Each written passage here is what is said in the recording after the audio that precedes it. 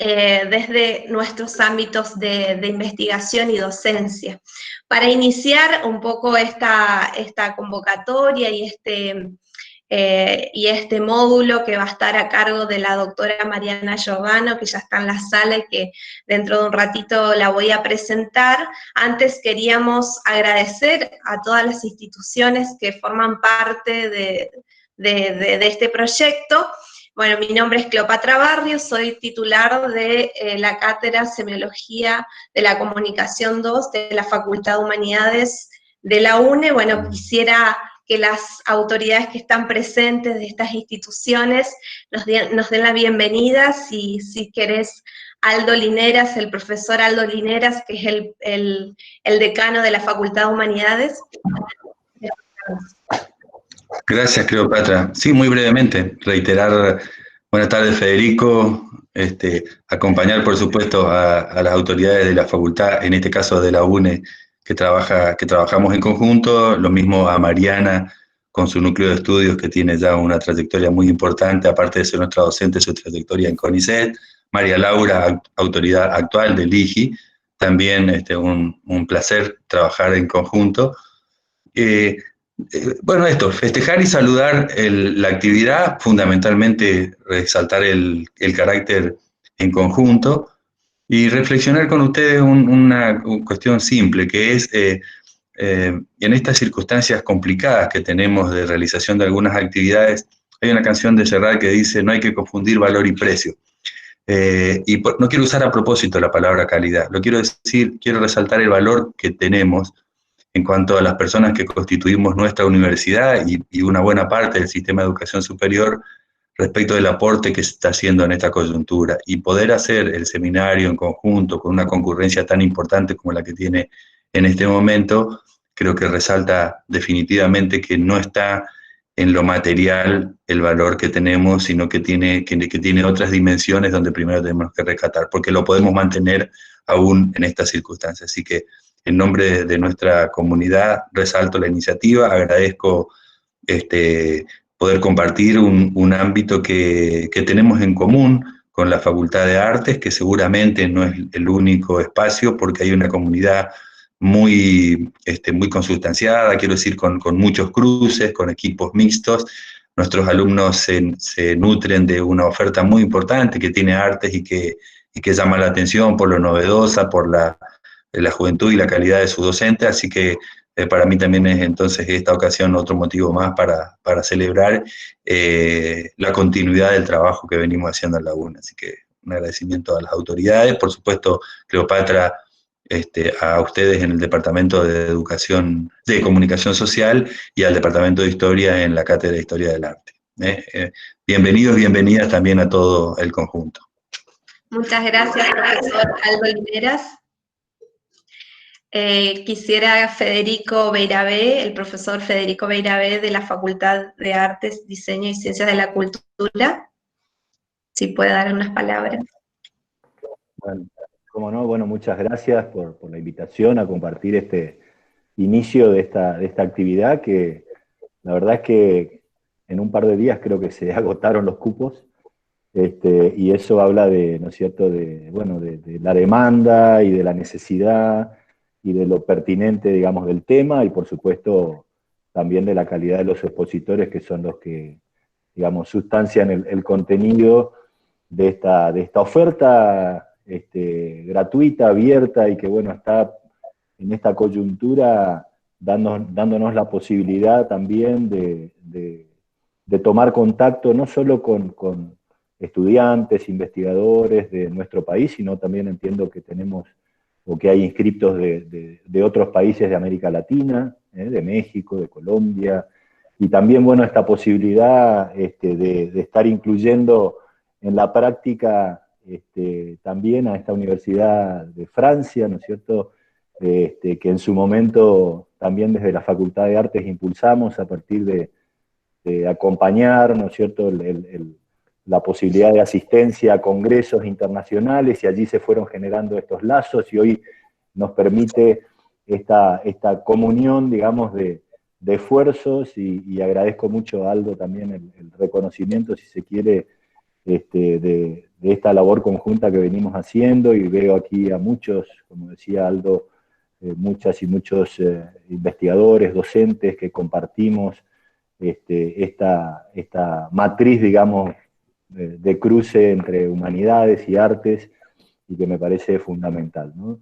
Estamos este año desde la Facultad de Artes, de alguna manera, bueno, cumpliendo unos 10 años de inicio de la primera etapa del proyecto. Mariana Giordano fue uno de los pilares iniciales de lo que fueron esos 2 primeros años de un ciclo de articulación, y a partir del 2012 pudimos pensar en estos perfiles de la licenciatura en Artes Combinadas y la licenciatura en Gestión y Desarrollo, y posteriormente la tecnicatura en Diseño de Imagen, Sonido y Multimedia. Y bueno, y mirando un poquito en perspectiva, la verdad que es un momento, creo que muy feliz para todos, poder también ir concluyendo y ir sentando las bases de estas ofertas que podemos estar brindando desde la facultad y desde las facultades de la UNE, en un espacio, creo que por demás está decir, vacante en su momento, y que bueno, que hoy se nutre con la calidad y la formación, y ya también con nuestros primeros egresados. Así que creo que es un buen momento para celebrar también en la práctica de esta manera, con este seminario y con esta concurrencia importantísima que ustedes están teniendo y van a tener en estos módulos. Así que felicitaciones. Reiterar el compromiso del acompañamiento en esta construcción, desde lo que me toca circunstancialmente como autoridad, digamos, en la facultad, y para, bueno, seguir construyendo este camino de desarrollo de la investigación, de los debates profundos en relación a las artes en general, ¿no es cierto?, que bueno, es lo que ustedes van a hacer en estos días. Así que el mayor de los éxitos, y nuevamente felicitaciones para los organizadores y los participantes. Gracias. Muchas gracias, Federico. Bueno, también le pido sus palabras de bienvenida a la doctora María Laura Salinas, es directora del IGI. Bueno, buenas tardes a todas, a todos, bienvenidas y bienvenidos. Brevemente, porque me imagino que el auditorio está deseoso de escuchar a la doctora Giordano, que es la conferencista de esta jornada. Quiero saludarla especialmente a ella, que es investigadora principal de CONICET, y una investigadora que ha señalado el camino en los estudios del campo visual, así que es la responsable de la conformación de este grupo de investigación, que hoy activamente, con la doctora Alejandra Reyero, la doctora Cleopatra Barrios, el licenciado Alejandro Silva Fernández, en conjunto con las otras instituciones, la Facultad de Artes, de Humanidades. Quiero señalar que somos los mismos en todas las instituciones, ¿no?, porque somos todos investigadores de CONICET, profesores en la Facultad de Humanidades, profesores en la Facultad de Artes, y esto es lo que hace a la potencialidad de nuestras instituciones, ¿no? Entonces, celebrar este tipo de acciones, y sobre todo la gran convocatoria que ha tenido esta actividad. Me han contado que hay inscriptos de Colombia, de Ecuador, de Venezuela, así que esas son las cuestiones positivas, si podemos llamarlas así, de este contexto en el que vivimos. Así que saludarlos, darles la bienvenida y adelante con los debates y las reflexiones. Muchas gracias, María Laura. Bueno, queríamos escucharlo a Miguel Almirón. Miguel, ¿estás ahí? Sí. ¿Cómo estás, todo. Miguel? Buenas tardes, buenas noches, no sé, acá estoy en Francia. Buenas noches a todos, y agradecido por esta convocatoria y conjunta de trabajar con ustedes.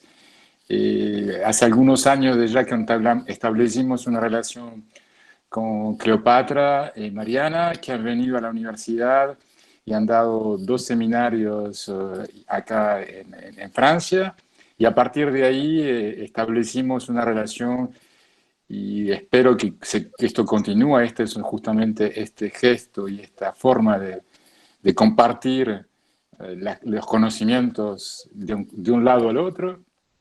es uno de los nudos que van a continuar y establecer los enlaces, los lienes. Discúlpeme, pero estoy un poco con las dos palabras entre el francés y el español. En todo caso, muchísimas gracias, Cleopatra, por haber organizado conjuntamente con todas las otras entidades.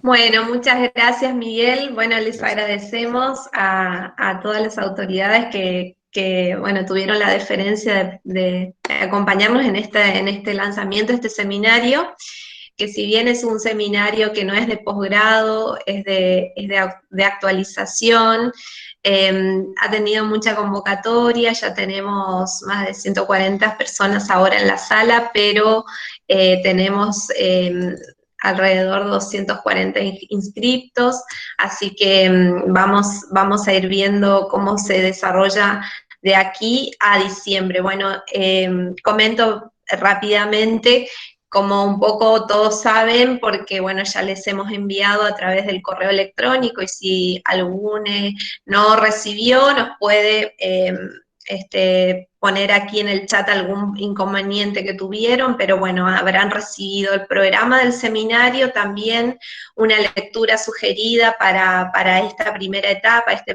primer módulo.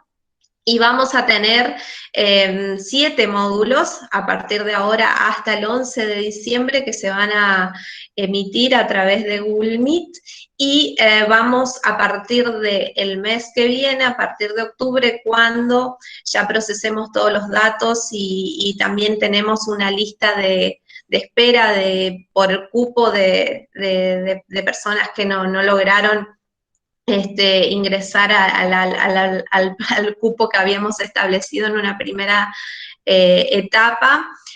Vamos a ver si podemos incluirlos también, y a partir de allí, sí, ya a partir del mes que viene se va a habilitar la plataforma de Moodle de la UNE, que nosotros los vamos a matricular y ya van a recibir en sus correos electrónicos respectivos cómo seguir las actividades a través de esa plataforma.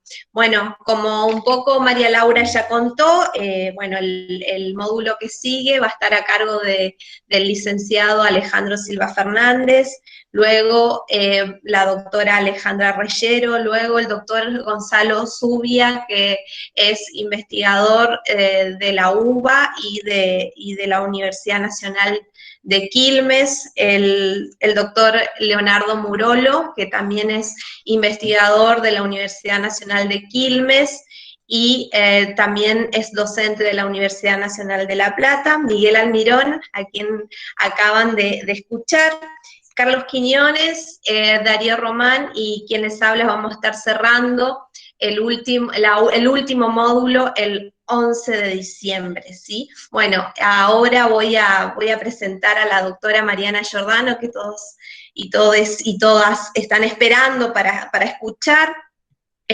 Y la modalidad del encuentro de hoy va a ser el siguiente. Está en la sala también el licenciado Patricio Monzón Batilana, quien va a estar tomando el tiempo y también va a estar revisando todas las preguntas que tienen en la sala, en el chat, a partir del chat, y en los 40 minutos que exponga la doctora Giordano nos va a avisar para ir redondeando, y luego sí dar lugar a las preguntas, al debate. Y también está en la sala el licenciado Alejandro Silva Fernández, quien dará unos comentarios finales y las preguntas disparadoras para seguir el debate y articular con el módulo que sigue.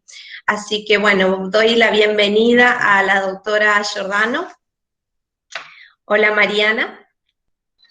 Hola, buenas tardes a todos, todas.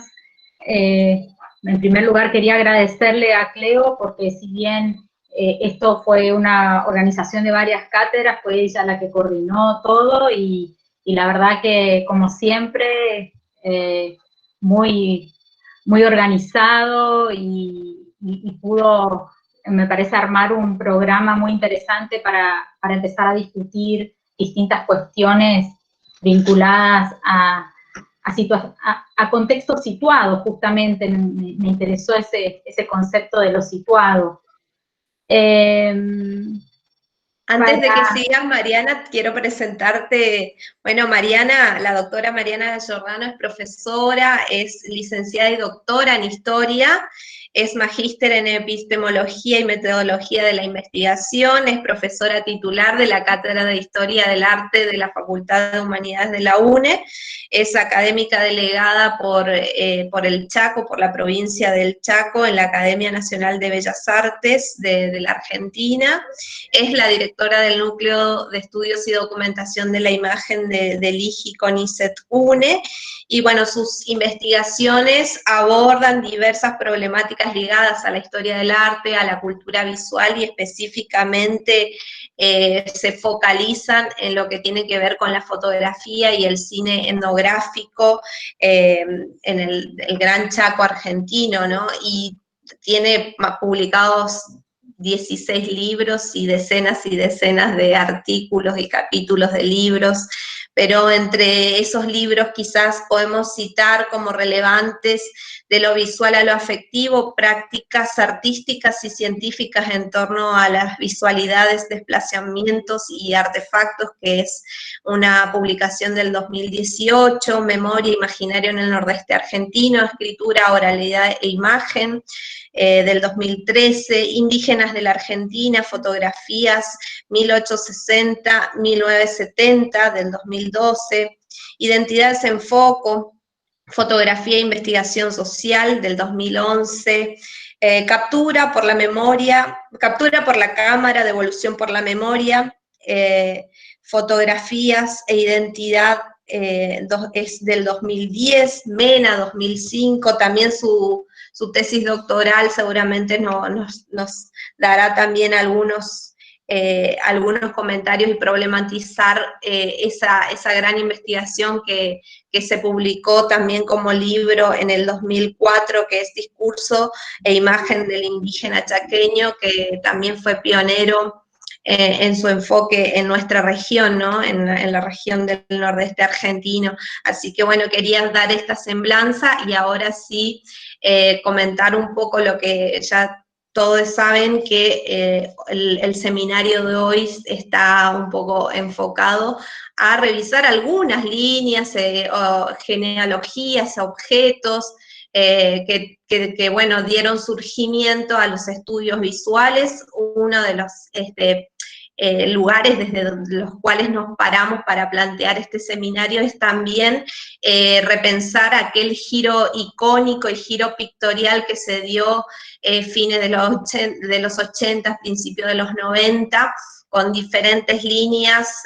tanto en Alemania, en Estados Unidos, y cómo eso fue cruzándose con los estudios culturales latinoamericanos, la crítica latinoamericana de la comunicación, también, bueno, distintas líneas de la iconología y demás. Entonces, nuestra intención era ver un poco cuál es la vigencia de estos debates y cómo atraviesan nuestras investigaciones situadas desde estos ámbitos, desde donde nos paramos y desde donde estamos produciendo. Muchas gracias, Mariana.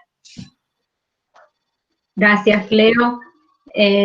Bueno, como comentó Cleo, la idea hoy era compartir un poquito una aproximación a los estudios visuales en un primer momento, porque, y ahí voy a pedir disculpas a algunos que probablemente ya tienen una fuerte formación o muchas lecturas sobre esta problemática, pero también estamos con un conjunto de alumnos y demás que nunca han oído hablar de los estudios visuales. Entonces voy a hacer como una breve introducción a los estudios visuales, y luego contar un poquito desde la experiencia en investigación y la experiencia de docencia en un ámbito como el nordeste argentino, cómo se fueron dando algunas investigaciones, las mías, por un lado, que bueno, obviamente son las que más manejo, pero también hacer referencia a muchos investigadores y becarias que en este momento están trabajando en el cruce entre distintas disciplinas. Algunos de ellos más articulados con lo que vamos a comentar de los estudios visuales y otros tal vez en el cruce entre 2 o 3 disciplinas, un poquito de eso, o vamos a comentar también algunos de los temas, de los nuevos temas que se están desarrollando en este campo. En primer lugar, bueno, Leo recién comentaba que los estudios visuales comenzaron a desarrollarse en los 90 aproximadamente, y la emergencia de estos estudios visuales se corresponden en realidad con un interés creciente y renovado en esta década en torno a la imagen. Y bueno, cuando me puse a pensar la genealogía, bueno, yo también en los 90 empecé mis primeros trabajos, pero obviamente que después lo voy a retomar. Nosotros no conocíamos muchas veces acá todavía los debates en torno a estas problemáticas que se estaban dando particularmente en Europa y en Estados Unidos. Así es que podemos mencionar como 2 espacios institucionales en los que comenzaron estas reflexiones en torno a ese giro de la imagen hacia la imagen, que fueron obviamente también espacios de institucionalización posterior de los estudios visuales, uno de ellos el anglosajón, con la presencia de Mitchell como uno de los referentes iniciales, y el otro el ámbito alemán, que en realidad, bueno, es discutible decir que está en el ámbito de los estudios visuales, pero digo que también en los 90, en el ámbito alemán, hay una fuerte discusión en torno a la denominada Bildwissenschaft, perdón, mi alemán, que vendría a ser una ciencia de la imagen, con la fuerte presencia de Bohem como uno de los referentes iniciales. Pero también tenemos que pensar que en los 90, esta emergencia de los estudios visuales se dio luego de 3 décadas en las que el arte también había causado cambios profundos en la producción y conceptualización. El surgimiento de nuevas formas de producción visual que no necesariamente se limitaban al ojo, las relaciones entre arte y espectáculo, la masificación de los espacios expositivos, los mass media como espacios de circulación de la obra de arte, la ruptura de las relaciones entre lo culto y lo popular, el creciente rol del espectador como co-constructor de una obra, entre algunos de los tantos aspectos que ya desde los 60 se fueron dando primero en la producción artística y en los ámbitos expositivos, y que obviamente derivaron entonces en nuevas reflexiones también. Pero además esas nuevas formas de producción se conjugaron con la emergencia de conflictos sociales, de la liberación de la mujer, la teoría feminista, la teoría postcolonial, que sin duda permitieron que los campos disciplinares comenzaran a tratar otros temas, y vamos a ver acá también la relación, obviamente, con los estudios culturales que comentó Cleo, temas que van a emerger en estos contextos. En ese sentido, podemos decir que los estudios visuales también fueron una respuesta reflexiva y crítica a formas de producción que se venían dando en la praxis, como a la necesidad de abordar sobre nuevas problemáticas que iban más allá de las materias específicas de la historia del arte, aunque también las contenía, obviamente. Pero también de expandir, este concepto de un campo expandido que lo plantea Brea, de expandir la historia del arte hacia los estudios culturales de lo artístico, con nuevas metodologías que iban más allá de las históricas o de los abordajes estéticos. Y ahí nuevamente la íntima relación que tuvieron con los estudios culturales, pero también influido por la historia de las representaciones. Aquellos que vienen del ámbito de historia seguramente habrán visto en historiografía Roger Chartier, por ejemplo, la historia cultural, los trabajos de Benjamin que comienzan a ser muy revalorizados en la relación imagen-sociedad y el carácter masivo de la cultura contemporánea. y también una fuerte influencia de la sociología de la cultura y la antropología y el redescubrimiento de los recursos audiovisuales, como en la revalorización que en el campo de la historia del arte comienza a darse de la producción de Aby Warburg y su interés en una ciencia de la cultura, ¿no? En la que la imagen es concebida justamente como un fenómeno de la cultura. Pensemos lo que decía antes, que en realidad los espacios disciplinares que se habían dedicado tradicionalmente al estudio de las imágenes eran la estética y la historia del arte, que a la vez en los 90 se habían convertido en campos un poco anquilosados, digamos, que no estaban dando respuestas a esas nuevas prácticas artísticas y a la relación de esas prácticas con los fenómenos sociales que mencionábamos también. Si bien podemos decir que la sociología, la antropología, la psicología también, entre otras disciplinas, habían incursionado en los estudios sobre la imagen, podemos decir que en el ámbito académico la estética y la historia del arte continuaban teniendo una fortaleza institucional en métodos y paradigmas que la sostenían, ¿no? Así es que las diferentes definiciones que comienzan a asumir los estudios visuales condensan todas esas experiencias que comenté, tanto en el campo de la reflexión como de la producción del arte. Y es por eso que Mitchell plantea que la cultura visual transforma la historia del arte en una teoría de las imágenes y que se extiende a las prácticas de ver y mostrar. Así, las imágenes obviamente no son algo dado, sino algo hecho, construido. Como diría Mitchell, son bloques de construcción de nuestros mundos psicosociales, que se involucran en guerras intelectuales, puestas bajo el escrutinio de entidades formales, materiales, en esa encrucijada entre naturaleza y cultura, que tanto había trabajado la antropología, pero también en la encrucijada entre lenguaje y percepción, entre figuras y fondos.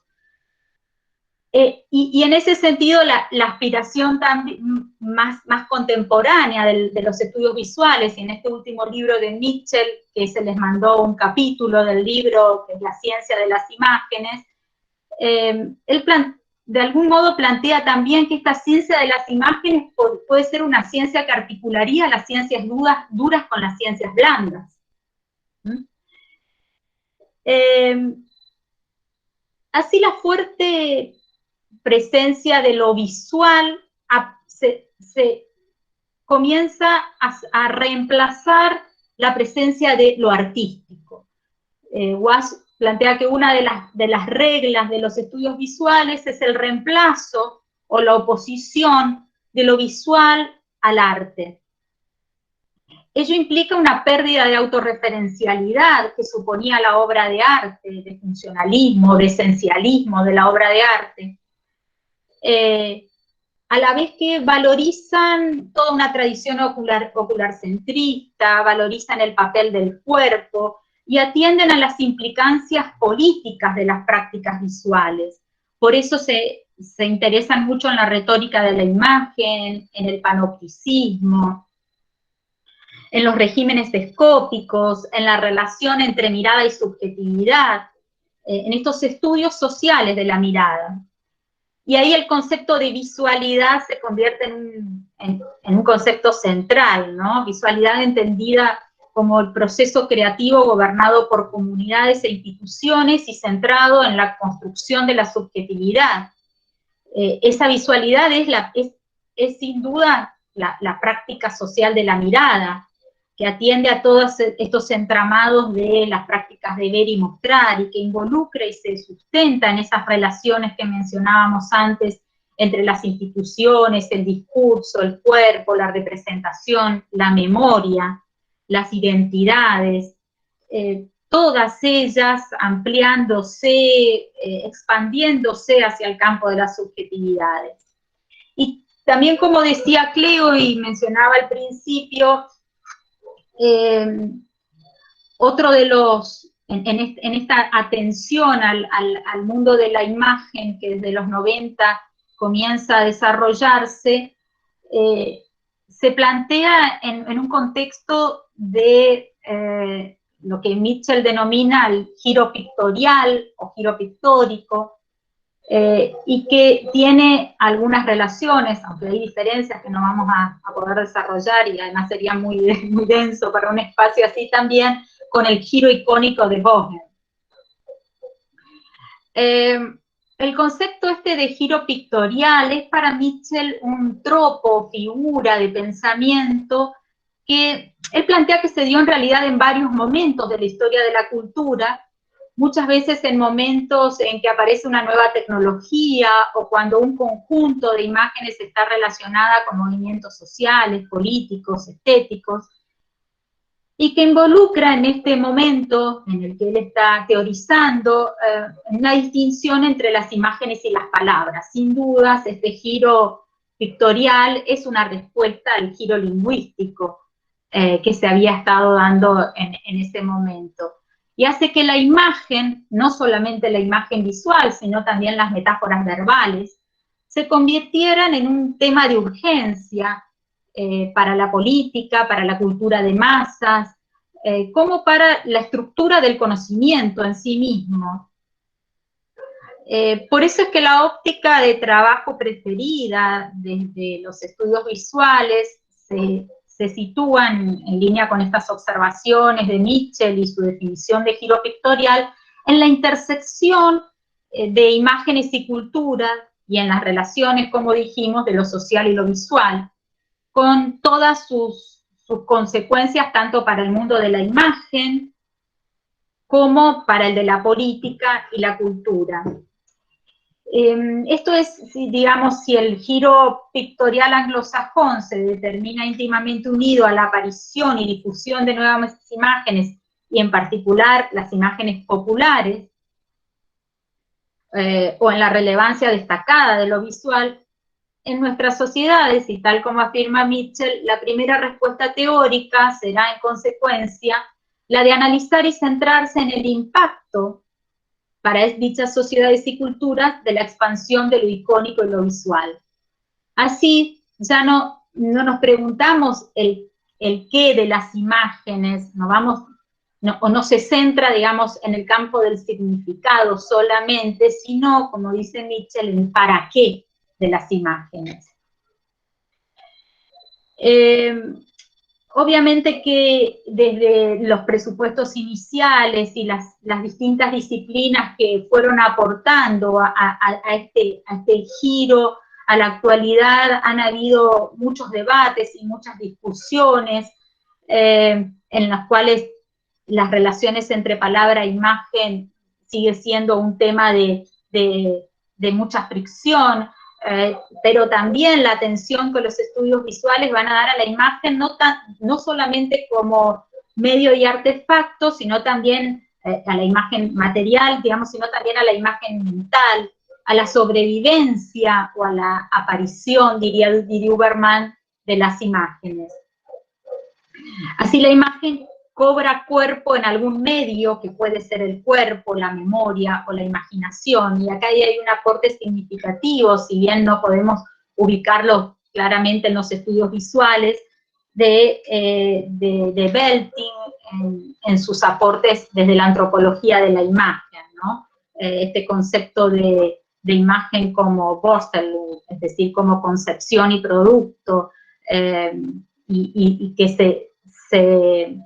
y que es el cuerpo, el lugar de las imágenes, ¿no?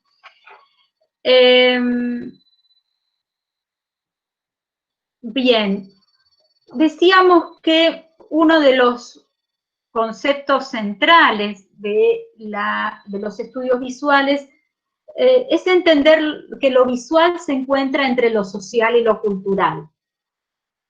Esto supone un nuevo lugar para la imagen, pero esencialmente se debe cuestionar permanentemente qué es lo visual y por qué ha asumido ese sentido soberano.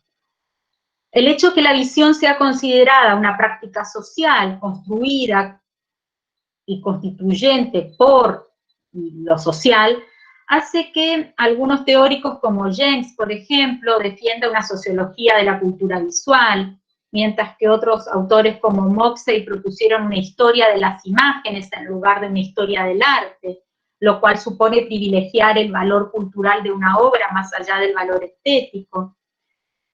Pero en definitiva, entender este concepto de lo visual entre lo social y lo cultural implica también una equiparación de las imágenes que en el campo de la historia del arte muchas veces aparecían con estatus diferenciales.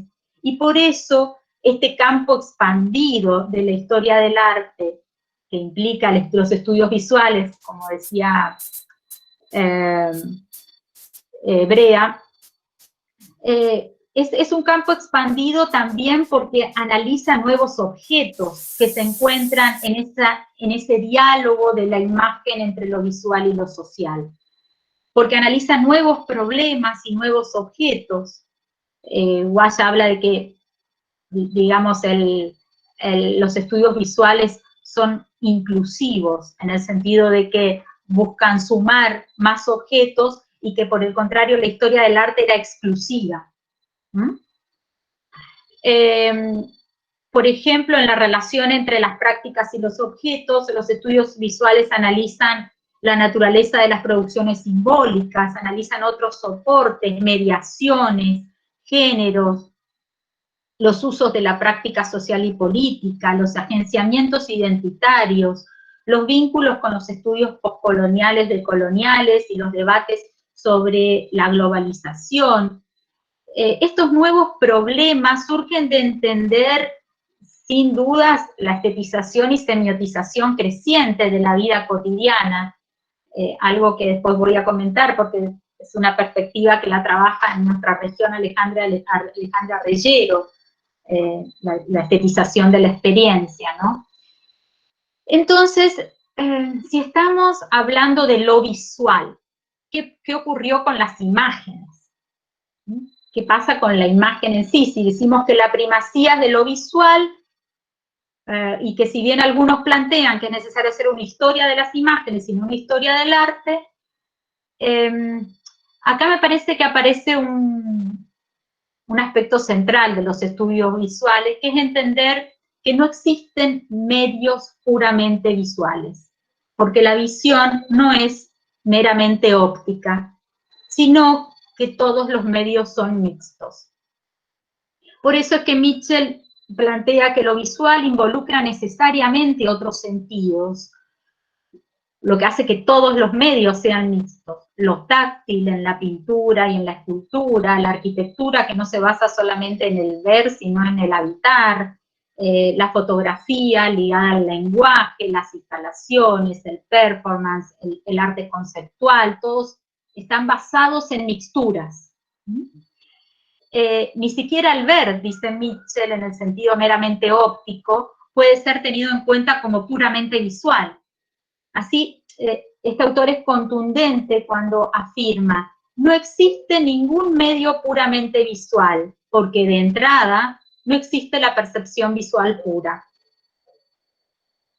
Así, la especificidad del medio no solo implica descifrar códigos sensoriales, sino tener en cuenta que estos códigos se inscriben en contextos simbólicos y semióticos. En cuanto a la producción y circulación de imágenes, lleva consigo muchos matices más que subjetivos, sino también políticos, económicos, sociales, intereses de raza, de género, de identidad, dejándonos entrever entonces que la transdisciplina, o la indisciplina, diría Mitchell, puede ayudarnos como una receta, justamente teniendo en cuenta que es a través de la producción del significado cultural que nuestra relación con lo visual es posible, y que nos debemos introducir a la noción de producciones culturales insertas en complejos actos de ver que resultan de todas esas combinaciones de operaciones textuales, mentales, imaginarias, mediáticas, sensoriales, etcétera, es que la pertinencia de los estudios visuales no puede acotarse a una de las disciplinas que mencionábamos antes, sino que debe entenderse en un campo transdisciplinar. Ahora, no solamente los actos de ver, sino también los actos de hacer son estudiados por los estudios visuales, y ahí también hay una fuerte influencia de Foucault, sin duda, ¿no? Pero entonces, volviendo a este nuevo campo, que también se va a constituir en universidades de Estados Unidos y de Europa, como también como campos dentro de las universidades, es que la interdisciplinariedad va a ser la herramienta a la que se va a acudir de acuerdo al objeto que se esté trabajando. Justamente ese desmantelamiento del medio que hablábamos antes y el carácter mixto y relacional de lo visual demanda estos distintos métodos de abordaje, métodos, formas, aproximaciones. La falta de método, de un método, es probablemente una de las objeciones que los más fuertes que los detractores de los estudios visuales hacen a los estudios visuales, ¿no? De que no hay un método. Y bueno, ahí es que sin duda la fortaleza de los métodos, del manejo de los métodos disciplinares y la posibilidad de cruzar unos con otros es lo que le puede dar riqueza, pero la cuestión está en el manejo de los métodos disciplinares, ¿no? Eso es un poco lo que quería como compartir en relación a la parte teórica de los estudios visuales, ¿no? Pero volviendo a nuestra región, que un poquito mencioné al principio, yo dije en los 90, cuando yo comencé, cuando me recibí, comencé a trabajar en historia del arte, en realidad, ni desde el ámbito institucional, ni desde el ámbito de la investigación, había una comunidad muy consolidada. Pensemos que, por ejemplo, había 3 cátedras de estética e historia del arte en distintas facultades y que no había vínculos incluso entre ellas.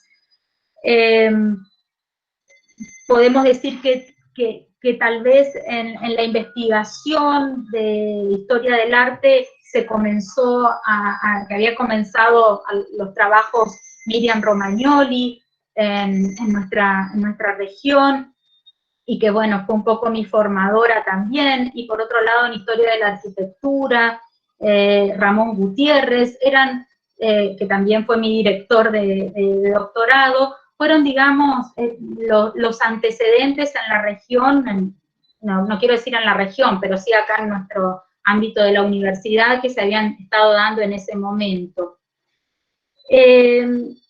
Así es que yo comencé a trabajar en temas vinculados a una historia del arte más relacionada con la iconografía. Y en los 90 no teníamos el conocimiento tan palpable de estos debates que se estaban realizando en Europa. Sí teníamos algunas, tampoco habían entrado muchos de estos textos, y en realidad muchos de estos debates se estaban dando en congresos, y no teníamos la posibilidad que estamos teniendo en este momento de estar en distintos lugares y en uno a la vez. Así es que a fines de los 90, cuando yo comencé a trabajar en mi tesis doctoral, y ahí sí quise trabajar las relaciones entre discurso e imagen, tampoco tenía conocimiento de estos debates, y sin duda lo que hice era primero que era una tesis en historia. Entonces en la historia es como que la imagen había sido utilizada, y todavía lo sigue siendo en muchos casos, como una ilustración del texto escrito, o bueno, venía a conformar inventarios y demás, pero no había todavía muchas reflexiones al respecto.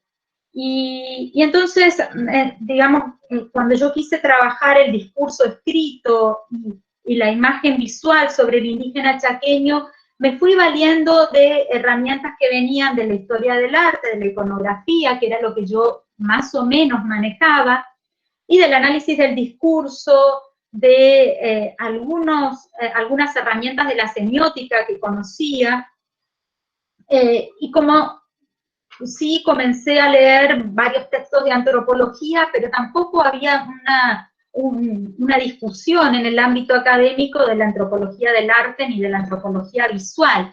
Sin embargo, algunas herramientas de la antropología visual que ya habían comenzado a debatirse me sirvieron mucho, y esto es como que tuve una fuerte relación, digamos, con estos textos. Aunque en ese momento tampoco se hablaba de estudios decoloniales, sino de los postcoloniales, y bueno, ahí también había una cuestión. Yo también en ese momento es como que hice una mirada crítica a las relaciones entre tecnologías, discursos, prácticas y sujetos en la tesis doctoral que después derivó en ese libro que comentó Cleo, Discurso e Imagen sobre el indígena chaqueño. Y a partir de ahí comencé a trabajar de forma más fuerte la fotografía. De hecho, también en los estudios académicos en la Argentina había muy pocos antecedentes, desde una mirada que no fuera nada más de una historia de la fotografía de sujetos productores y temas de producción. Pero sí, y esto es paradójico, en la Argentina los primeros trabajos en historia de la fotografía se empezaron a dar en espacios del coleccionismo. Eran los congresos de historia de la fotografía que estaban organizados por gente que venía que eran coleccionistas. Y que bueno, nosotros ahí lo que tuvimos es la posibilidad de estar en contacto con colecciones a las que muchas veces era muy difícil poder acceder, ¿no? Y estos espacios nos permitían un acercamiento. Entonces, a partir de ahí comencé a trabajar en ese momento el texto de Burke, lo visto y no visto, fue muy fuerte, y entonces comencé a trabajar lo visible y lo invisible, pero también la genealogía de las imágenes, los estereotipos visuales y la construcción de alteridades en los contextos de producción de la imagen. Y luego, también en mucho vínculo con un conjunto de colegas, eran ya un equipo consolidado en Chile, que sí fueron pioneros en Latinoamérica en el abordaje de la fotografía de indígenas, que es el equipo que dirigía Margarita Alvarado en Chile. Bueno, la verdad que el intercambio con ellos fue sumamente fructífero. Ellos, de hecho, lo que tenían era un equipo donde había gente que venía de estética, otros antropólogos, historiadores, documentalistas, fotógrafos, es decir, eran un equipo interdisciplinario. Y a la vez comenzamos acá a conformar, a la vez que digamos, tenía estas miradas de varias disciplinas, a conformar lo que hoy es el NEDIM, que se creó en el 2003, es el Núcleo de Estudios y Documentación de la Imagen, porque sin dudas lo que a mí me preocupaba era que no había ningún espacio de intercambio en nuestros ámbitos académicos y universitarios para poder debatir cuestiones relacionadas al arte, no era lo visual todavía en ese momento el concepto que se trabajaba tan fuertemente, ¿no? Al arte, a la imagen, y entonces me parecía que poder intercambiar con investigadores, con becarios, con docentes que venían de otras disciplinas, era algo que podía ser fructífero. Y bueno, de hecho que lo fue.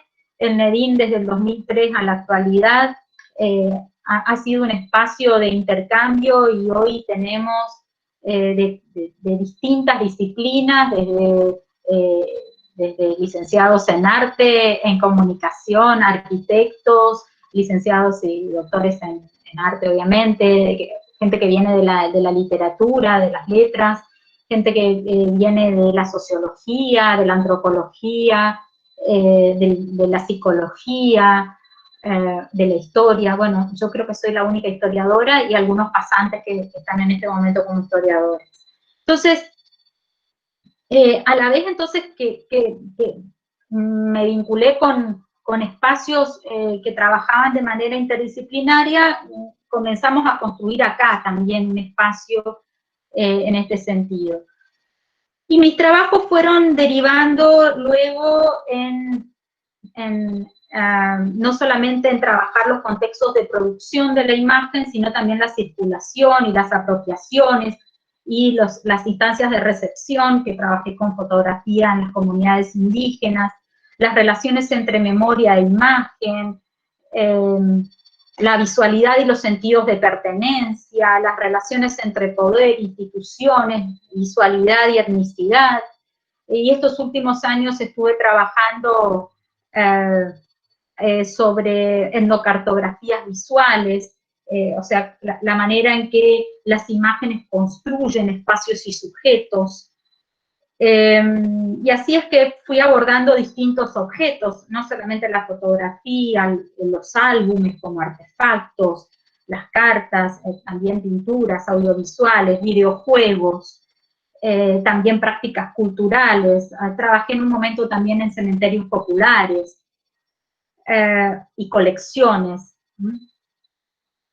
Y bueno, también en estos últimos años hice un fuerte cruce con la teoría decolonial, justamente para desmantelar las matrices coloniales de la visualidad, ¿no?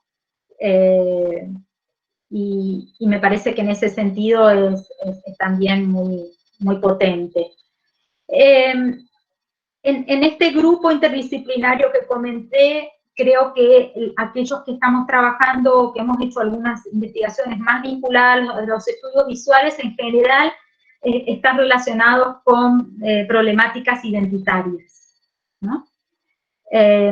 Ale Reyero trabajó conmigo el tema de fotografías de indígenas, pero ahora, y ella, como dije antes, está como muy ligada a la estética, y bueno, y trabajó este concepto de la estetización de la experiencia de Bátimo, y también está trabajando distintos dispositivos y mediaciones de la imagen contemporánea.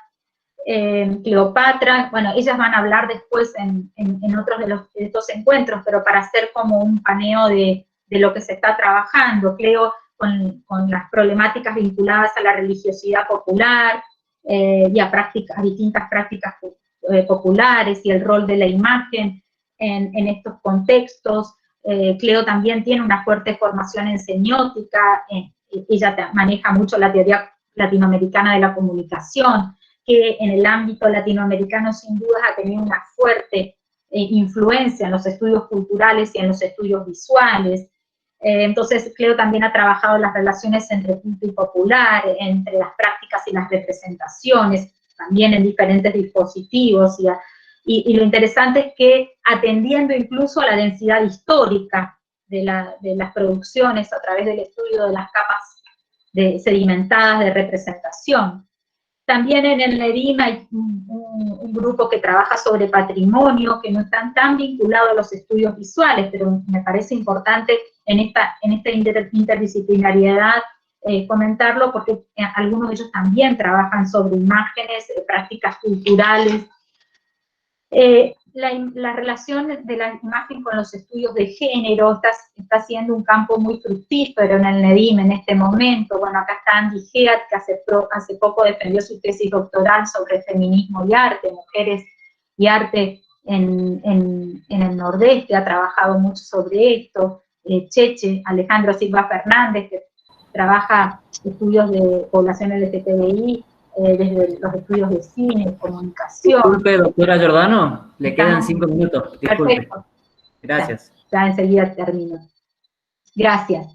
Guadalupe Arqueros, que también, ella viene de la filosofía y de la estética, y que está trabajando sobre mujeres en la representación fotográfica. Agustina Gallio, que trabaja colectivos transgéneros en Corrientes, centrado en la categoría biopolítica de la monstruosidad. Adriana Mambrín, que trabaja fotografía sobre prácticas performativas de colectivos feministas en el espacio público del NEA. Por otro lado, no en relación a los estudios de género, sino a todo el estudio de colecciones, archivos y artefactos, recientemente defendió su tesis doctoral Emanuel Cantero, construyendo lo que dio en denominar Atlas Fogonis. Todavía no está publicado, pero realmente va a ser algo muy impactante, porque es la construcción de un nuevo fogón de los arrieros en formato multimedial.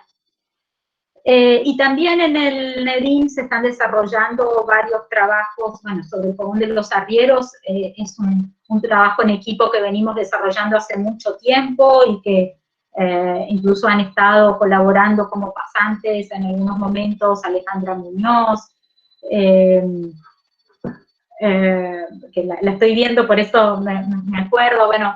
Y en este momento también nuestras últimas incorporaciones son antropólogos, porque muchos estamos vinculados a la antropología en nuestros trabajos, pero en el instituto ni en el NEDIM no había muchos antropólogos, y bueno, entonces Carolina Soler está trabajando sobre cine indígena, que ya ha defendido su tesis doctoral sobre esta problemática, y ella además produce con las comunidades indígenas, y Franco Pasarelli, que está trabajando desde una perspectiva antropológica el análisis del cine documental, también, si bien no está en nuestro instituto, pero asociada a muchos de estos proyectos, Angustakson también, que trabaja sobre estas problemáticas. Así que esto es como el ámbito interdisciplinar en el que nos estamos moviendo en este momento. Y cumpliendo con los 40 minutos, corto acá para dar espacio a las preguntas, los comentarios, los intercambios, etcétera, que creo que siempre es lo más enriquecedor. Bueno, muchas gracias, Mariana. Quisiera, mientras Patricio lo que va a hacer va a ir viendo todas las preguntas que ustedes tengan en el chat. Mientras tanto, quisiera preguntarte un poquito, Mariana, voy a compartir pantalla para mostrar algunas cosas de Mariana que traje para compartir, y quería hacer algunas preguntas en torno a eso.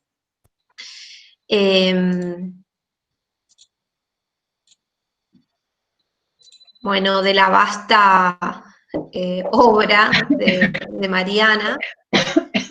No sé si están viendo en este momento la pantalla. Mariana, ¿estás viendo? Sí, se ve perfecto. Bueno, quería, antes de ingresar un poco a esta obra que es Discurso e Imagen sobre el indígena chaqueño, y sobre todo teniendo en cuenta, Mariana, que vos sos titular en una cátedra de Historia del Arte, y un poco la nombraste a Miriam Romagnoli, un poco ligado a esta cátedra, y a tu investigación también se articula con la docencia. Y como planteaste un poco que este giro pictorial, el giro icónico, habilitó pensar un poco la historia del arte como un campo expandido, ¿en qué medida considerás que los postulados de los estudios visuales influyeron o no en una modificación o una reconfiguración de los programas y las formas de enseñanza de la historia del arte? La verdad que puedo hablar un poco por nuestra región, ¿no? Por nuestra universidad, no voy a hablar de otros ámbitos. Yo creo que en la enseñanza del NEA continúa una formación académica disciplinar, ¿no? De hecho, siguen existiendo los departamentos que existieron históricamente, al menos en humanidades, y esto en ocasiones entonces no facilita la posibilidad de identificar problemáticas que pueden ser trabajadas interdisciplinarmente. Eso también hace, bueno, también hay una cuestión respecto de los planes de estudio, ¿no? Los planes de estudio, muchos planes de estudio son antiguos, entonces los contenidos mínimos a los que un docente tiene que guiarse para poder elaborar su programa son bastante limitantes. Y estos esta nueva interdisciplina, estos abordajes interdisciplinarios de los estudios visuales, requieren sin duda una reorganización institucional, una reorganización académica, para reunir en un enfoque distintas dimensiones de investigación, qué sé yo, este espacio que se creó ahora, creo que este seminario es el primero en estos cruces, pero aún acá nosotros los que estamos somos los que de algún modo estamos trabajando con imágenes y con lo visual, pero no con otras disciplinas que también podrían llegar a colaborar. En la Facultad de Artes hay carreras de cultura, entonces me parece también que se puede llegar a pensar en una reorganización académica diferencial, pero no la veo en este momento. Bueno, quizás después algunos de los asistentes, participantes puedan comentar cuál es la situación en sus ámbitos de investigación y docencia. Pero quisiera detenerme un poquito en esta obra, bueno, Discurso e Imagen sobre el indígena chaqueño, que es un libro que se editó en 2004, surge de tu investigación doctoral, ¿no es cierto, Mariana? Y allí vos analizás los modos en que distintos discursos, como los del Estado, la Iglesia, la ciencia y el periodismo, fue construyendo un imaginario del indígena chaqueño, básicamente sustentado en la oposición civilización-barbarie, ¿no? Es como bastante amplio y hay varios episodios como hitos que vos vas marcando y que vas trabajando, y en ese marco repasás el abordaje de lo que fue la masacre de Napalpí, ocurrida el 19 de julio de 1924. Yo quería preguntarte cuáles fueron un poco esos esquemas discursivos que identificaste y cuál fue el rol de la prensa en principio, para luego ir específicamente a hablar de la fotografía. ¿Cuál fue el rol de la prensa en este tratamiento? Sí, bueno, yo en el libro planteo como conclusión como 3 grandes esquemas discursivos que tal vez hoy podría llegar. No te escucho, Mariana. ¿No me escuchan? ¿No? Sí, sí se escucha. Se la escucha, se la escucha. Sí, se te escucha bien. Capaz ¿Sí? que vos no la escuchás justo, Cleo, pero nosotros escuchamos bien. Bueno. Se escucha muy bien. Ahí sí. Sí, se escucha re bien. Bien.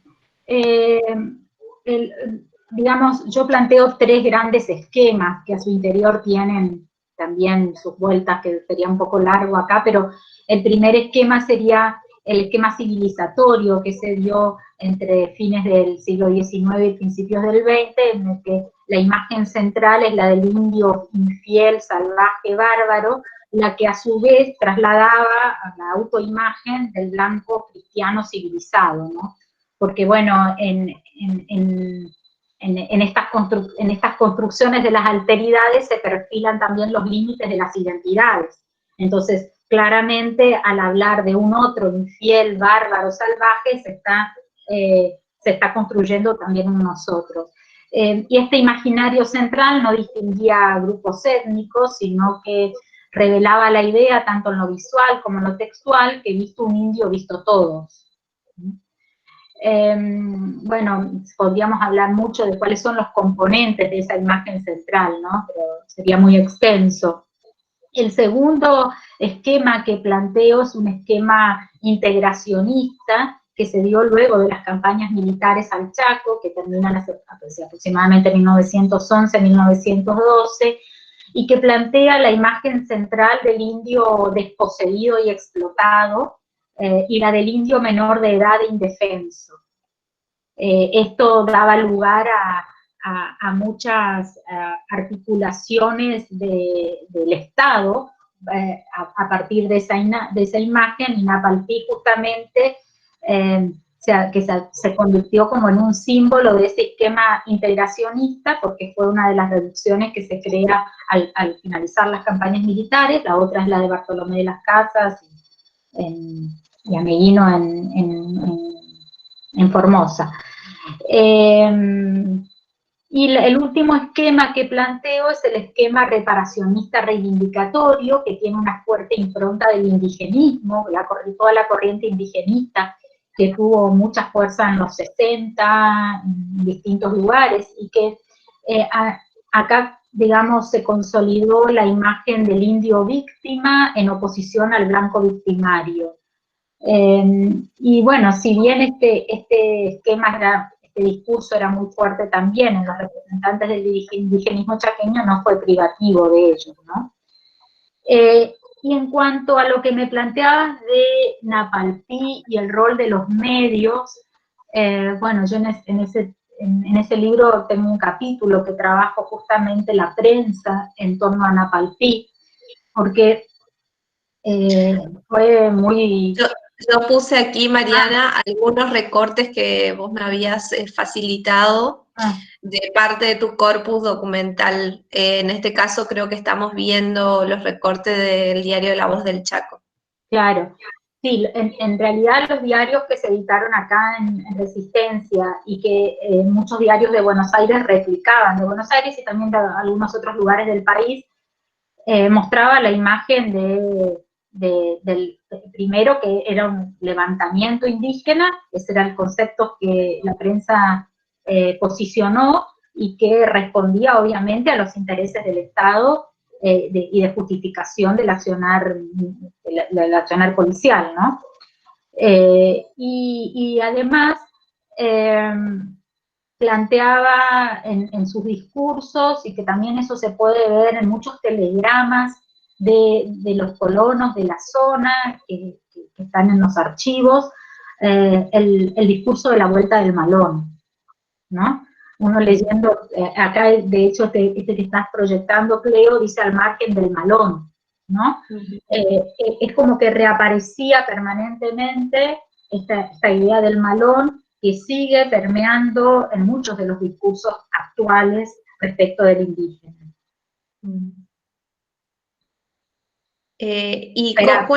Pero por otro lado, quería comentar que la masacre fue en 1924, en 1925 se publica en Corrientes, porque en realidad era un diario chaqueño, pero que estaba censurado en el Chaco, el Heraldo chaqueño, Heraldo del Norte, según el momento tuvo un nombre o el otro, y el Heraldo desmantela todo este discurso mediático que se había dado un año antes. Y es re interesante porque uno está viendo cómo en 1925 estos periodistas se pusieron a deconstruir los discursos periodísticos de los otros diarios, ¿no? Entonces reproducían lo que había dicho y daban su opinión de lo ocurrido, ¿no? Realmente es un número especial sobre Napalpí, es una joya ese número del Heraldo chaqueño. Claro, ¿y cuál era la posición acá de La Voz del Chaco que estamos viendo? Porque, bueno, esta es una publicación del 21 ya de julio, y fíjate ahí como dice el titular, la tranquilidad ha renacido en la zona del levantamiento indígena, cómo se posiciona frente a lo que fue la masacre, que nunca se habla de masacre, ¿no? Era sublevación o levantamiento, ¿no? Nunca se habló de masacre, pero aparte era levantamiento, y en ningún momento, en algún momento dan a entender de que había desacuerdos acerca de lo que se les pagaba dentro de la reducción a los indígenas que trabajaban en el campo, ¿no? Pero en realidad no, ellos son, todo el discurso de La Voz del Chaco es consecuente con el discurso del territorio nacional del Chaco en ese momento. Sí, y había otro diario también en ese mismo tono, ¿era El Colono? El Colono es un diario previo, que yo lo analizo incluso previo a Napalpí, como el colono sin duda es el mismo nombre del día de herencia que está, digamos, representando a los colonos. Y entonces, sin duda, que siempre fue el órgano de difusión de las ideas de los colonos inmigrantes, de los colonos de otras provincias que se asentaron en el interior. Entonces, bueno, tiene más relación con ese grupo que al que sin duda representaba.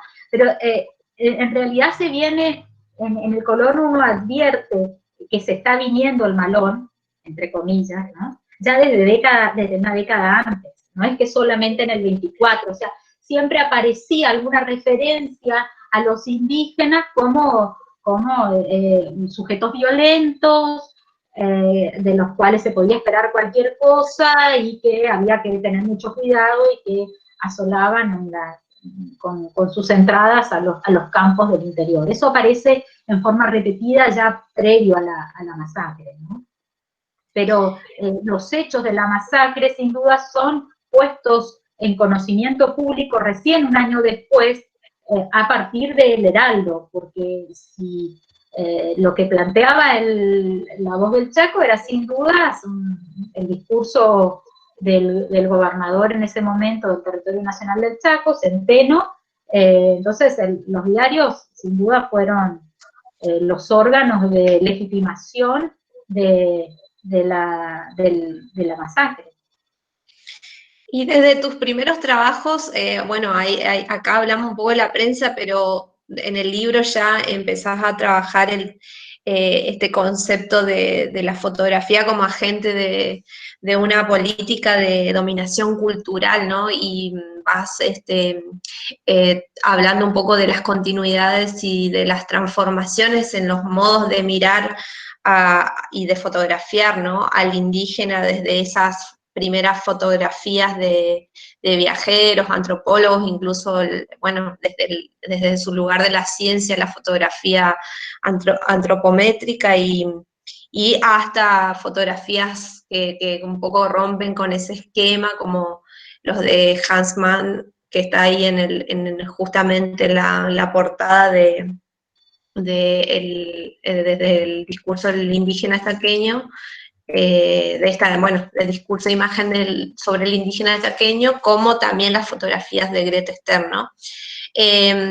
Yo quería que me comentes un poquito sobre esta publicación de indígenas de la Argentina, porque ahí un poco te dice, bueno, fotografías de 1860 a 1970, implicó evidentemente un trabajo de archivo impresionante, porque comentemos que tiene fotografías de distintos archivos y distintas colecciones de distintas partes del mundo, y bueno, querías que reflexiones un poco sobre el lugar del trabajo con el archivo y tu mirada como historiadora, para poner a disposición estas imágenes también y armar también una serie, ¿no? Porque de todo eso que vos recopilaste, armaste una serie para este libro.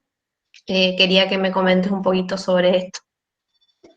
Sí, como vos decís, yo soy historiadora y por más que, digamos, estoy muy vinculada con otras disciplinas, para mí el trabajo de archivo sigue siendo esencial, pero no el archivo para guardármelo a mí, para mí, para mis propias investigaciones, sino que yo creo en la socialización de la imagen. Y entonces lucho mucho por eso, porque bueno, también he escrito algunos textos sobre el problema de los archivos y de como fotos de casa de algunos investigadores o de algunas instituciones, ¿no? Ahora, el porqué del trabajo de archivo. Me parece importante la deconstrucción del archivo por un lado, pero también me parece importante el para qué de las imágenes. O sea, para qué yo voy a usar esas imágenes que las obtengo del archivo, ¿no? Y bueno, entonces, por eso es que también en algún momento hicimos mucho trabajo con las mismas comunidades, volviendo con las imágenes que nosotros con toda una cuestión también ética pero yo estoy yendo a las comunidades con unas imágenes que fueron, que yo estoy a la vez diciendo que son símbolos de dominación, ¿no? Pero en definitiva lo que buscaba era poner las imágenes como herramientas de diálogo, o entablar a partir de las imágenes diálogo con las comunidades. Bueno, eso ha dado como mucha, digamos, mucha reflexión también sobre este volver de las imágenes a las comunidades. Lo que sí pude ver es que ha habido una apropiación de algunas de ellas. Está bien que yo no continúo yendo permanentemente y que los sujetos receptores van cambiando también, ¿no? Pero sí lo que veo es que con algunas imágenes que producen un puntum, diríamos, en un sujeto hay una apropiación muy fuerte. Eso me pasó, por ejemplo, con las imágenes de Lechman Nietzsche obtenidas en la masacre de Napalpí. Y cómo acá hay una imagen, bueno, justo se está tapando justo el compartir pantalla me tapa el epígrafe, pero ¿nos podés contar un poco?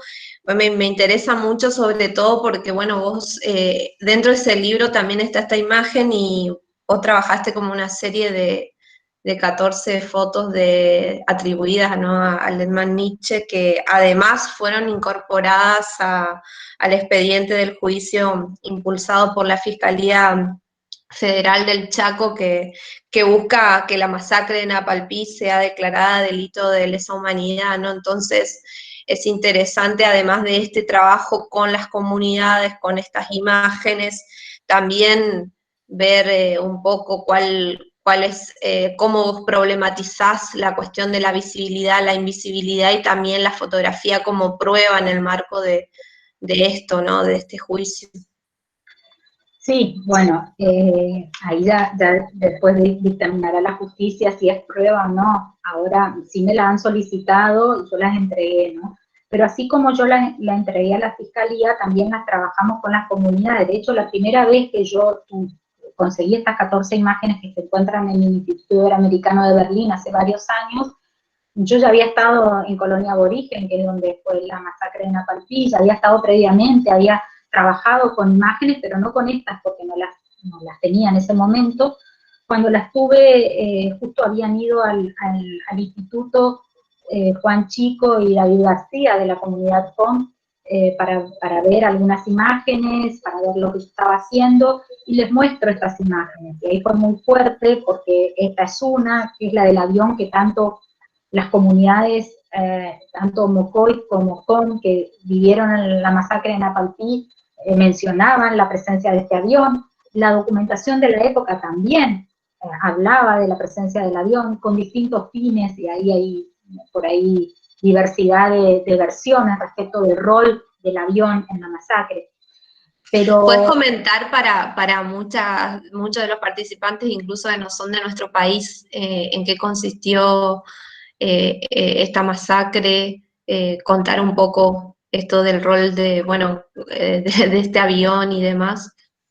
La masacre de Napalpí era una reducción indígena creada por el Estado Nacional, que tenía un administrador y donde vivía una población concentrada en esa masacre, en ese espacio, que trabajaban, hacían distintos labores agrícolas y de trabajo de la madera. Hubo una especie de una huelga, digamos, un reclamo de los indígenas por la situación en la que estaban y por la explotación a lo que estaban sujetos y por el valor de lo que se les pagaba. Entonces se retiraron con sus familias a un lugar en el monte y estuvieron sin trabajar un tiempo. Y la administración hace las respectivas denuncias, etcétera, y comienza toda una instancia de negociación, etcétera, hasta que un día, el 19 de julio de 1924, hay un cercamiento por parte de la policía y se produce esta masacre, aunque ya venían siendo perseguidos con anterioridad, y también fueron perseguidos hasta 2 o 3 meses después del día del 19 de julio. Es decir, que nosotros decimos la masacre fue un día, pero en realidad hubo todo un periodo de persecución previa y posterior por muertes antes y después también.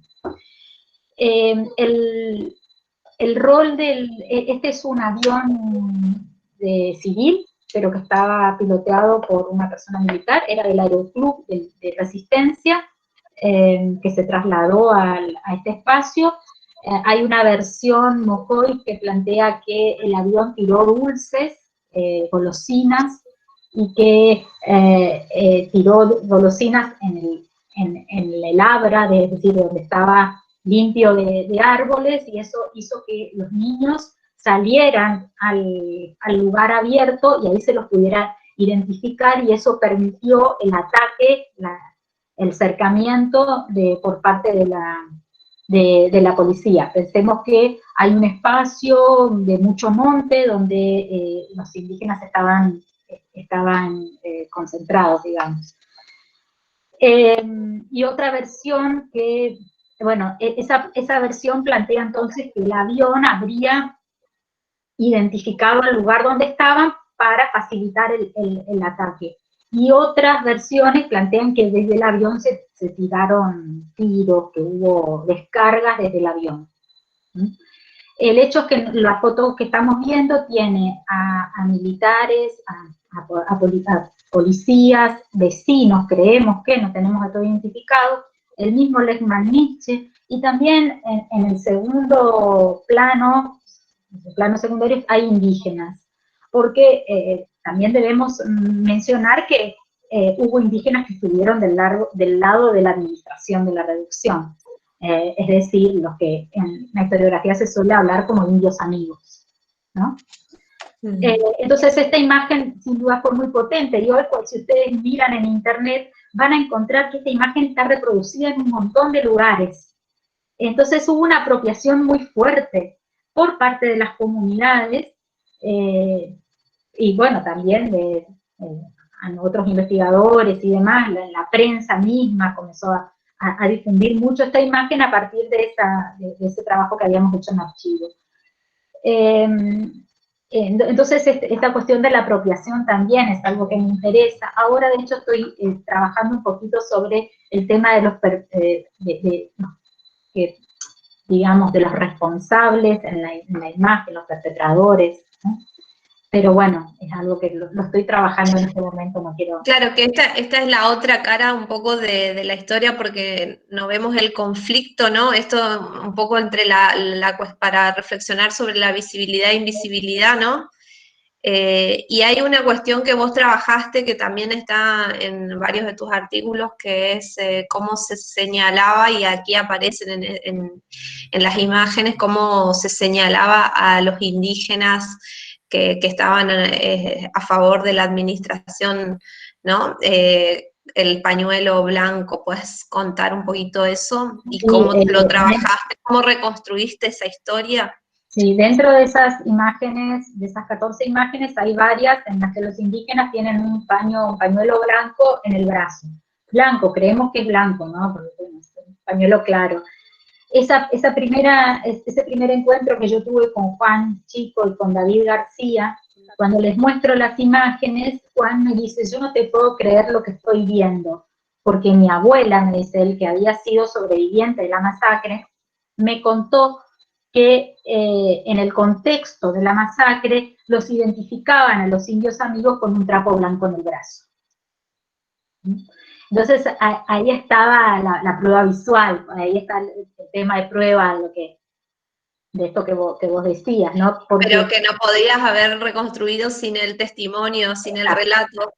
Exacto, ahí está la cuestión central, de que si nosotros nos limitamos a la documentación, la documentación está construida desde el poder hegemónico. Y ahí está también un problema de la historia, que la historia, bueno, se basa en los documentos, ¿no? Esto es un documento, pero si yo lo trabajo con la comunidad, tengo, digamos, varios con los que he trabajado esta imagen, varias referencias de testimonios que fueron transmitiéndose de generación en generación y que hablaban de esta identificación del trapo blanco para poder distinguir los buenos de los malos. Bueno, Mariana, muchas gracias. Esto era yo lo que quería preguntarte un poco también para introducirnos en algo de la trayectoria de tu trabajo. Y ahora sí, Patricio, si hay preguntas. Sí, hay dos preguntitas, Cleo, para la doctora Giordano. La primera, querían consultarle, doctora, si podría ampliar un poco sobre construcciones identitarias. Si podría ampliar sobre el tema de construcción de identidades. Bueno, lo que yo trabajé es que la construcción, las identidades se pueden construir a través de la imagen, las identidades y alteridades, ¿no? Yo trabajé principalmente a partir de la imagen. Cuando nosotros vemos una fotografía de un indígena, por ejemplo, una postal de 1910, con el indígena con faldellín, arco, flechas y una vincha.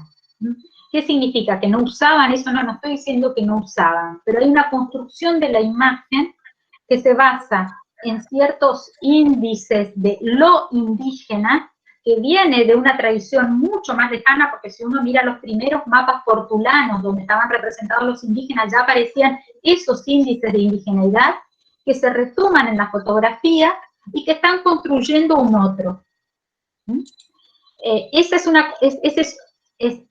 Construir una identidad desde un nosotros. Ese sujeto no tuvo participación en los modos de construir su propia identidad visual, sino que fue un fotógrafo, un antropólogo, bueno, quien haya obtenido la imagen, el que está construyendo esa identidad visual. Entonces está construyendo la alteridad, está construyendo la identidad del otro, en este caso visualmente. Perfecto, doctora, muchas gracias. Le hago la siguiente pregunta. Margarita Barrios le consulta, ¿cómo influyeron sus estudios hasta ahora sobre imágenes del Chaco en el exterior? En el exterior. ¿Qué es en el exterior? Perdón, porque no entiendo. No termina de clarificarlo. Supongo que en relación con colegas o investigaciones de otras latitudes, aparte de la Argentina. Bueno, digamos, en los ámbitos académicos en el exterior, siempre todos estos temas son muy valorados, digamos, e incluso, bueno, Carolina, que también estaba acá, no sé si está ahora, ella trabaja sobre el tema de cine, y también hay una fuerte, siempre hay mucho interés en todas estas problemáticas. No sé si a eso estaba dirigida la pregunta, ¿no? ¿Y por qué no contás, Mariana? O sea, supongo que lo que pregunta tiene que ver con las articulaciones de tus investigaciones con otras ligadas a estos temas también en el exterior, los trabajos en La Rochelle, supongo, o con otros investigadores, o sea, el interés en ese sentido, tu trabajo en particular. Ah, bien. Sí, porque también muchas de las imágenes que yo he trabajado en fotografía, pero también de los films sobre indígenas del Chaco se encuentran en el exterior. Pensemos que la fotografía fue una práctica colonialista. Y entonces yo trabajé mucho, por ejemplo, viajeros expedicionarios que recorrieron el Chaco y cuál era su interés en la obtención de las imágenes, ¿no? Y cómo estas imágenes también circularon en Europa. Por ejemplo, trabajamos con Anne Gustafsson, un film rodado en 1920 en Formosa, tras los senderos indios del río Pilcomayo, se llama el film, de una expedición sueca realizada en 1920, y cómo este film era proyectado en cines de distintos países de Europa, dentro digamos, de los entretenimientos, se proyectaban digamos, toda esta filmografía vinculada a temas exóticos. Entonces, obviamente que todos estos estudios son interesantes también para el ámbito académico europeo, estadounidense también, sin duda. Yo principalmente trabajo con algunas universidades en Europa, y también que les interesa mucho todo lo que tiene que ver con la producción fotográfica latinoamericana, la producción cinematográfica contemporánea incluso. Entonces todos estos temas sí son de interés. Gracias, doctora. La siguiente consulta que le hacen es si podría explayarse un poco más sobre el concepto de estetización de la experiencia que mencionó. Y es que eso lo va a trabajar Alejandra Reyero en otra de los encuentros, pero bueno, esto tiene que ver con toda una idea del fin del arte que se dio en el campo de la filosofía, y que plantea en realidad que hay una explosión de la estética fuera de los límites institucionales del arte, y que entonces la experiencia estética se vivencia como un hecho integral y deja de estar solamente circunscrita a espacios tradicionales como el museo, la galería, el teatro, la sala de conciertos, el libro incluso, y de esta forma entonces el fin del arte estaría relacionado con una estetización general de la experiencia. Y esto obviamente supone entender que en todos los ámbitos y hay también la influencia de los medios de comunicación masiva, hay una experiencia de belleza, ¿no? Y esto también tiene que ver con la experiencia de las imágenes en general, ¿no? Bátimo plantea que vivimos en una sociedad estetizada, que obviamente que también tiene relación con toda la globalización, ¿no? Donde lo bello aparece en la experiencia cotidiana.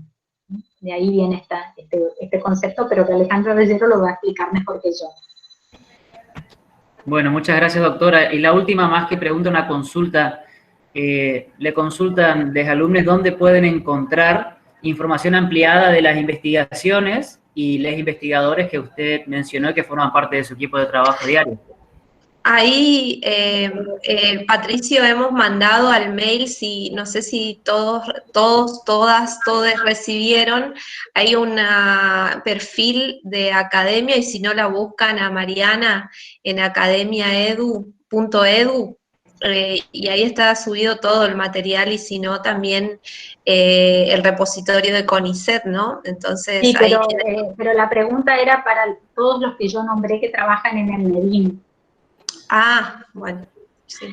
En la página del Instituto de Investigaciones Geohistóricas están los nombres de quienes integran el NEDIM, y uno puede comunicarse con ellos o puede entrar a sus respectivos perfiles de academia o de CONICET. A través de CONICET también se pueden pedir los textos que uno quiera. Uno entra, o sea, ahí van a encontrar los nombres de todos los que integran el NEDIM. Aquellos que son de CONICET pueden entrar en CONICET, ponen su nombre y les aparece todo lo que tienen producido. Y lo pueden pedir también a través de la misma plataforma de CONICET, o, como les digo, a través del IGI, del Instituto de Investigaciones Geohistóricas, igi.gov.ar, la página. Bueno, muchas gracias, doctora. Por ahora no hay más preguntas. No sé si alguien tiene alguna consulta más. ¿Alguna? Sí, abrimos en este momento si alguien quiere comentar o quiere también abrir la cámara y comentar algo al respecto, y luego sí ya vamos a ir al cierre a cargo de Alejandro Silva Fernández.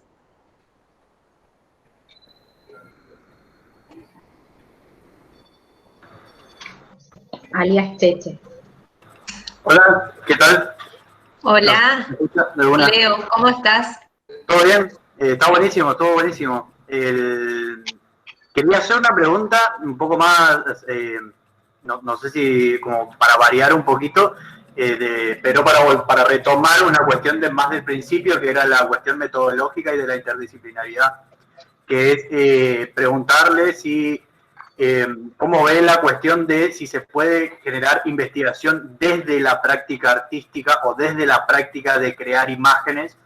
Por ejemplo, en mi caso, estoy empezando a estudiar la obra de algunos artistas que utilizan el montaje de imágenes que provienen de distintas temporalidades y es una operación que es visual, no es netamente académica o capaz que sí, pero pertenece más al palo de lo visual.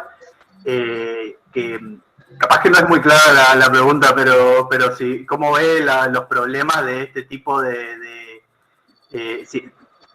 metodologías y si cree que se puede acceder al conocimiento o a un tipo de conocimiento a través de este tipo de estrategias que son más visuales, desde lo visual, digamos, y no tanto el análisis sobre lo visual? No sé si me expliqué muy bien. Sí, sí, sí. De una. Sí, Leo, totalmente. Creo que sí, que por supuesto que es la investigación no sobre arte, sino en arte, ¿no? Sí, por supuesto que, obviamente que toda investigación, toda producción requiere de poder también discutir ciertas cuestiones teóricas en la obra, ¿no? O sea, vos estás trabajando en la obra ciertas discusiones teóricas, pero sí, claro que es lícito y creo que es posible, ¿sí?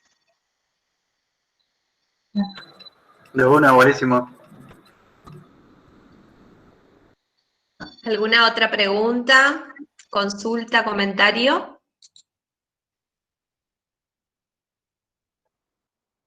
Bueno, Cheche, no sé si estás por ahí. Estoy. Bueno, vamos a hacer como un cierre cortito para que no se haga mucho más extenso. Mi perra estuvo callada toda la reunión y ahora empezó a ladrar, así que si la escuchan, les pido disculpas, pero se portó muy bien toda la reunión. Me parece muy interesante, me parece que de hecho era el objetivo de que Mariana tenga la primera sesión de estas sesiones, ¿no? Porque me parece que fundamentalmente lo que nos deja como punto de partida y como concepto central a la mayoría de los trabajos que se van a ir exponiendo hasta diciembre es el carácter productivo que tienen las imágenes, ¿no? Cuando estamos pensando en los estudios visuales y cómo estos estudios visuales emergieron como una alternativa en la historia del arte que empieza a tener en cuenta la dimensión social y la dimensión cultural en la cual son producidas estas imágenes, me parece que hay muchos elementos que vamos a ir trabajando en los sucesivos encuentros, recuperando, en mi caso, por ejemplo, cuestiones vinculadas a la identidad, que también lo va a hacer Cleo desde los estudios que ella realiza, que también lo va a hacer Alejandra, también lo van a hacer Gonzalo. Me parece que lo que nos permite este primer pantallazo y que es lo que vamos a ir trabajando a lo largo de los encuentros es justamente cómo estas imágenes, cuando son estudiadas, cuando son analizadas y cuando son entendidas como respuestas a un determinado contexto social y cultural, definitivamente empiezan a obtener una densidad empiezan a tener un espesor mucho más denso a la hora de comprender cuál es el sentido que tienen. Y me quedo pensando en esta fotografía del avión, donde si uno no tuviera conocimiento de su contexto histórico, si uno no tuviera conocimiento de cómo los testimonios empezaron a otorgarle cierta responsabilidad, inclusive protagónica, en un hecho histórico tan terrible en la historia del Chaco como la masacre de Napalpí, me parece que es como el ejemplo más acertado para entender cómo estas imágenes definitivamente tienen una capacidad productiva. Y me parece que en algún punto nos tenemos que quedar con esa premisa para empezar a problematizar y empezar a entender los temas que vamos a ir trabajando a lo largo de los encuentros,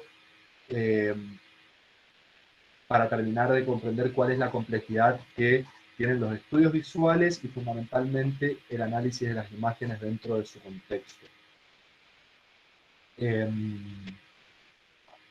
Me parece que eso, en líneas generales, creo, Mariana me va a saber corregir, que sintetiza bastante lo que estuvimos charlando. Por sí, no, sí. Coincido, Cheche, sí. Por supuesto que hay muchísimas aristas a partir de lo que estuvo exponiendo Mariana, que podríamos profundizar, que tienen que ver con cómo este carácter productivo después se traduce en las obras que forman parte de los campos de estudio de la historia del arte más tradicional, si se quiere, cómo intervienen en la fotografía, en qué tipo de fotografía, cómo a partir de diferentes periodos por ahí el abordaje es distinto, en las imágenes en movimiento, como los documentales y el cine, que es un poco lo que vamos a ir charlando en los próximos encuentros, y sobre cómo, y fíjense qué interesante que cuando Mariana empieza un poco a comentar su propio trabajo, cómo la recuperación de la multiplicidad de discursos que están atravesando a estas imágenes, y ya sean discursos testimoniales, discursos vinculados a la prensa, el análisis que se hace de otros contextos, de alguna manera terminan de generar ciertos sentidos que, por supuesto, esta es una premisa con la cual vamos a trabajar seguramente también, y es que la multiplicidad semántica que tienen las imágenes hace que el sentido nunca esté anulado, que el sentido nunca se cancele, sino que hay datos que vamos a ir obteniendo de diferentes fuentes que seguramente le van a otorgar mayor densidad, mayor espesor temporal, mayor complejidad a cuáles son todos los elementos que se desprenden a veces de un determinado dispositivo, que puede ser, de nuevo, una fotografía, una imagen en movimiento, una obra pictórica. Así que me parece que como punto de partida, como el establecimiento de un tópico general o de un tópico discursivo para este seminario, me parece que de alguna manera lo que expuso Mariana nos otorga una base común a partir de la cual seguir discutiendo. Bien, muchísimas gracias. Bueno, el licenciado Alejandro Silva Fernández va a estar exponiendo en el próximo viernes. A través del mail también vamos a estar enviando las lecturas sugeridas para ese segundo módulo. También quiero agradecerle a Darío Román y a la Cátedra de Teoría y Técnica del Periodismo Audiovisual 2 que están trabajando en este momento en la transmisión en directo a través del canal de la cátedra, que también tiene muchos materiales interesantes que se realizan desde la carrera de comunicación social y que seguramente vamos a referir ya en el último módulo del seminario. Bueno, no sé si hay alguna pregunta, consulta más, y si no, les quiero agradecer a todos, todas y todes. Tenemos la presencia de la participación de gestores culturales, de artistas, de investigadores, docentes, de universidades del país, de institutos, también de universidades de Ecuador, de Colombia, de México, de distintos lugares de Bolivia. Bueno, queríamos agradecerles a todos y vamos a encontrarnos entonces en Meet el próximo viernes, que es el primer viernes de octubre, y vamos a estar enviando las novedades a través del correo institucional. Espero que todos hayan puesto la asistencia en el formulario que está ahora en el chat. Si no, lo pueden hacer ahora y ya empezamos a cerrar este encuentro. Muchas gracias. Gracias, Patricio. Gracias, Cheche, Alejandro, y gracias a la doctora Mariana Giordano. Gracias a todos. Chau, chau. Gracias, doctora. Gracias a todos. Bueno, gracias. Hasta luego. Gracias a todos. Hasta luego. Hasta luego. Chao, nos vemos. Chao, Miguel. Chao, chao.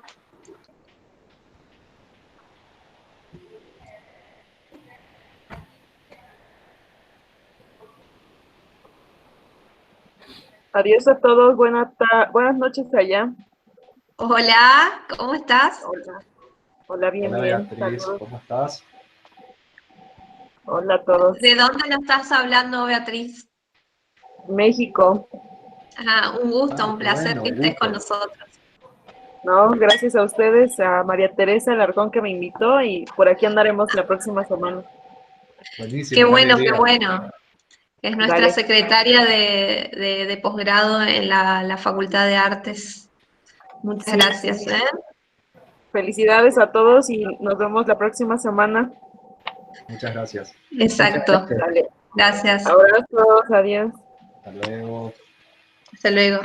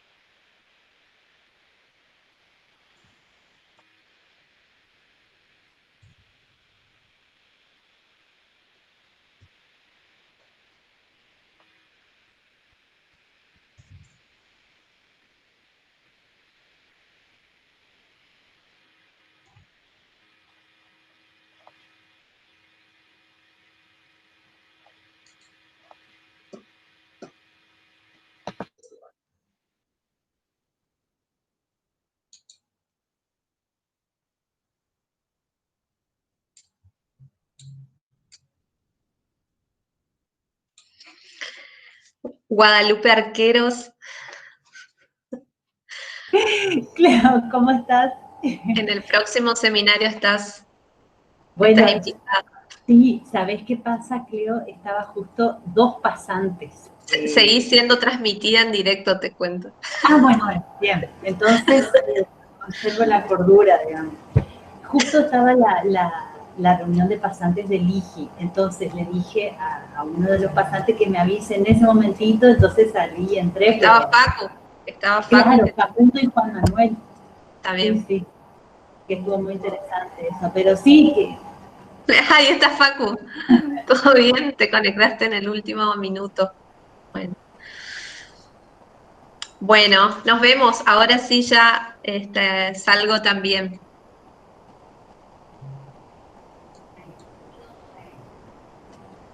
Chao, Cleo. Nos vemos. Chao a todos. Chao, hasta luego, Patricio, Cleo. Salud, un gusto verla. Un gusto.